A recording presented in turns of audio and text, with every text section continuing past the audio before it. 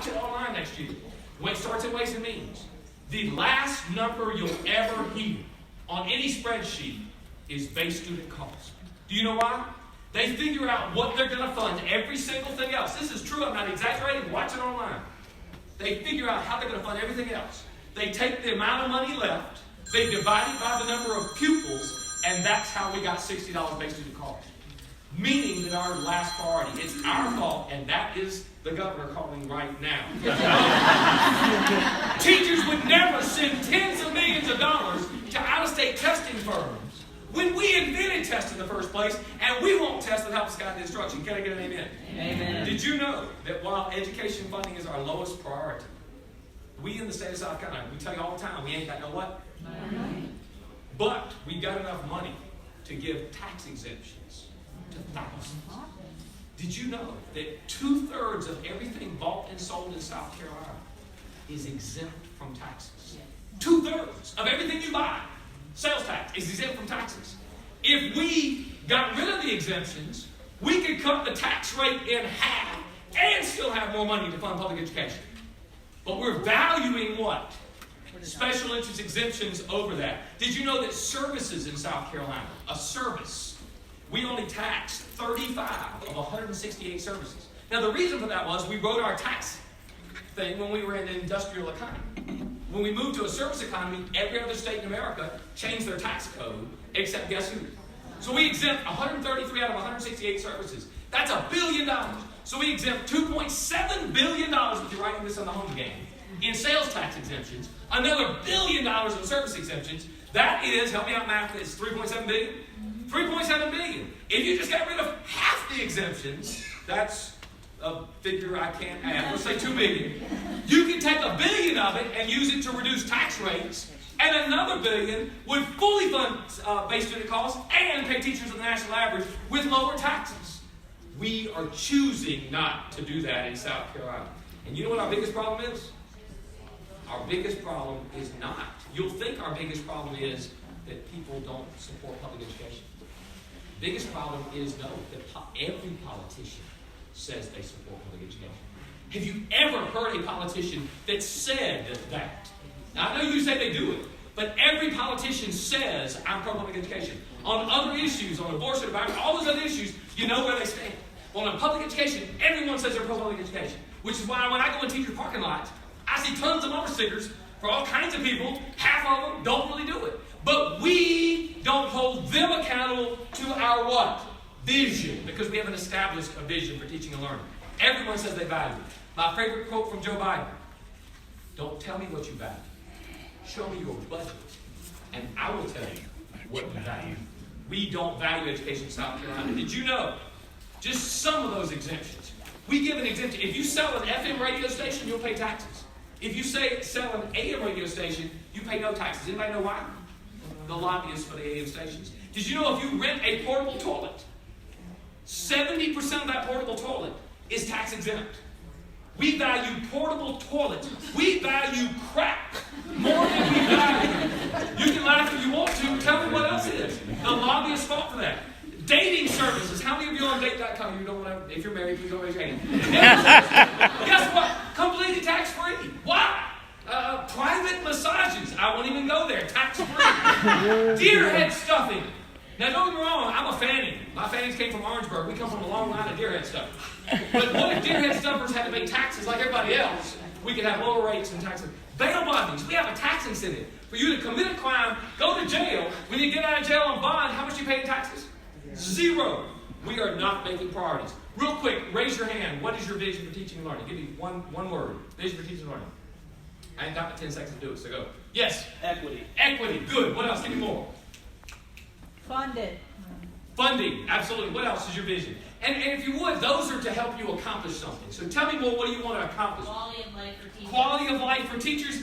Can you send? But we want to call it out to for teachers. I hope because we're wanting what? For kids. Quality education. We're trying to sell a vision for teaching and learning. Now, I think funding and quality of life for teachers is how we get there. But what do we want as our result? Success for the students. Well, give me more. Lifelong learners. Lifelong learners. As a teacher, don't we want to be able to have the time and the attention to be able to find out where they are and and help them get more than where they want. Give me more. Educated workforce. Perform what? Your art. Whatever your art is, we want to perform your art. Back to the back. Quality education environment. A quality education environment where everybody feels good. All right? Did we disagree with any of these? We all agree with those. Teachers have got to lead. The reason that vision is not the one that's taken hold is that the vision is not the vision being sold. I want you to imagine us going door to door, right down the street or in a neighborhood there. And let's say we went door to door in pairs of two, and we were very fair to the other side, and gave them two visions to choose from. Everybody, Democrat, Republican, I don't care. And say, you can choose a vision where we're going to try to do more with less money, where we're going to have high stakes accountability for your kids, we're going to make sure tests, whatever it is. Or the other one where we just share what you just shared. What vision are parents going to choose every single time? They're going to choose the second one because it sounds like we're focused on their what? Children. And helping them grow and develop their arts where they want to be. Do you know why the public is not choosing that vision? No one's selling that vision. We need to sell that vision, and teachers need to sell that vision. But you can have all the passion you want. You can have all the vision you want. But what's the last one we need? Actions. I'm going to close with it. Ready? 1, 2, 3. Action. Did I accomplish everything with Daisy May I wanted to with my passion and vision? No. Did I take action? I took action. I took a leap. We need to take action. I hear this too many times. Not from you. Everybody look at me. But from your cousins.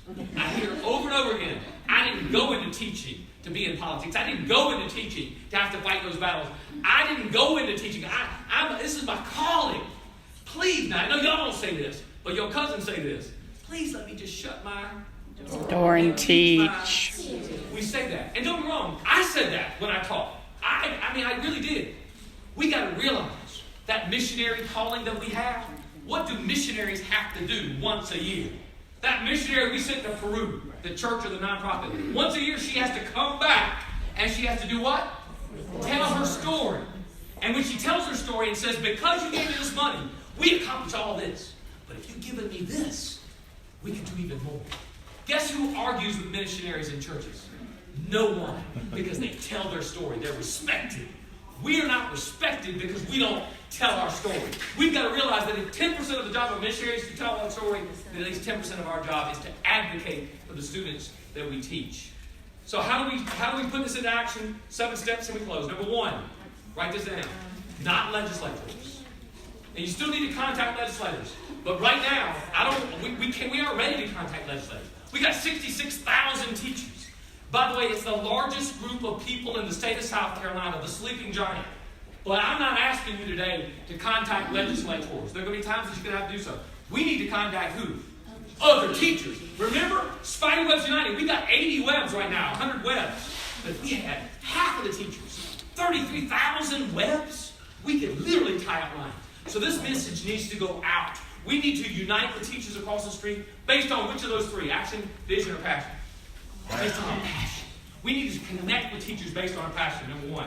Number 2, once we have the 66,000 teachers united, or however many we get, we need to then develop our vision, our collective vision.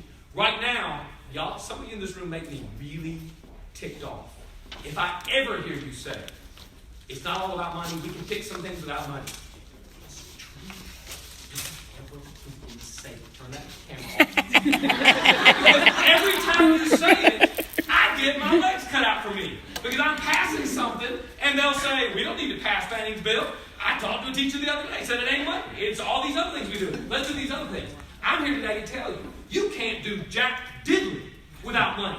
If I don't give you money and you got class, I know you got this free program that you say could be free. You get class sizes of 50 and tell me you can do that free program. Does that make sense? And if we don't have any teachers left, how are we going to do it? So we need to develop our vision collectively. What is our vision? And not argue amongst ourselves. How do we do that? We need to be inclusive of everyone. We need to develop consensus among ourselves. We need to figure out what are short-term and long-term. We're not going to be able to get to the national average in 1 year. We need to figure out what are our short-term wins, long-term wins. We got to prioritize collectively as a state. Because guess what we do to you every day? We pit you against who? You. We need to collectively develop our priorities. We need to also start by fighting the battles we can actually win. Step 3, once we've united, we've got the passion, we've got a vision, we then need to, what does the Great Commission say in the Bible? Go ye therefore. Everybody talks about teaching, preaching, baptizing, name, Father, Son, all of this. No, it's go. We need to go ye therefore. And by the way, I still hadn't said legislature. We need to go ye therefore because guess who is going to be our biggest ally? Parents are going to be the biggest ally. Business leaders are going to be the biggest ally. Because all the time they talk about high test scores, they're always talking about soft skills, which never show up in the test scores. So we've got allies. We need to go ye therefore and build our what? Army. We need an army of spiders. Step 4, finally, we need to declare war. We need to declare war on the state of South Carolina. But when we declare war, we're going to declare war based on a vision that everybody sees where we're headed. Right now, if we say we're striking tomorrow, they're going to say, we don't know why they're striking. Is it because of behavior problems? Is it because of this? We need to have a vision. And then when whatever we do declaring war, they need to see we're declaring war because this, and watch the people fall in line. 5th one, we need to vote. Now, by the way, feel free in 40 days to skip to number 5 as well. We need to vote. Y'all argue all the time. Well, those stats aren't really fair to teachers, blah, blah, blah. I'm telling you right now, teachers don't vote. Now, they do vote at the same rate that other people that don't vote. But we don't vote. We got 66,000, the largest block vote in America. We've got the block vote, but we've got to vote. And every vote matters. Recently in Clover, anybody from Clover? We had an election, came down to 1 vote. Went to a recount, it came down to 1 vote. It went to a second recount, and it came down to 1 vote. Every vote matters. And here's another thing that I want you to write down to you. I never want to hear you say. I never want to hear you say the word, I don't care how you vote. You just need to vote. It does matter how they vote. If they vote that other way, tell them the election's on November 7th. We look forward to seeing you there. But you show up on the 6th, all right? It does matter. It matters terribly. Because the reason we're in the mess we're in today is because we're not only not voting, but the ones that are voting against our own interests. We need to vote. And I'm not telling you that you should stand up as SC for Ed and say, we shouldn't stay.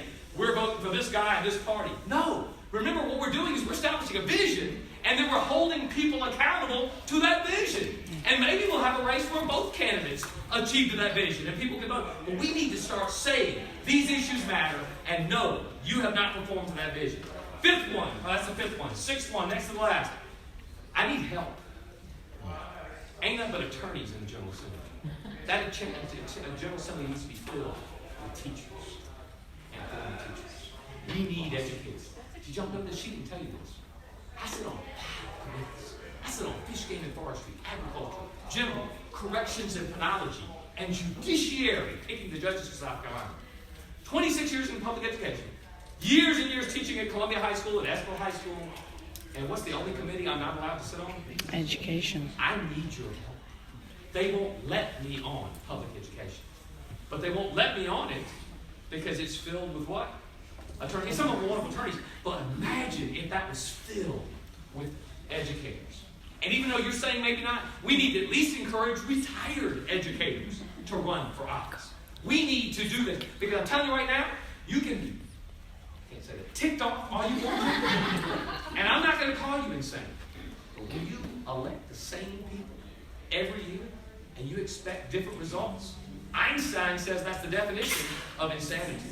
We've got to elect different people. The last one, number 7, is you got me. I ain't much. I'm short. I used to teach social studies. But I'm telling you right now, you got me. The only reason I ran is we need more educators down there.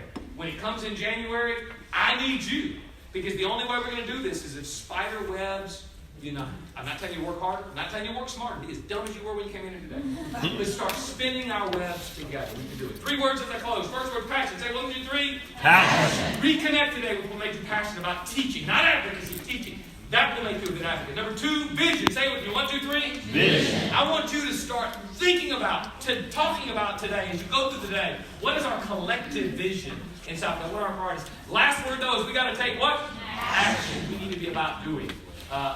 Ladies and gentlemen, I apologize for running 30 seconds over my time limit.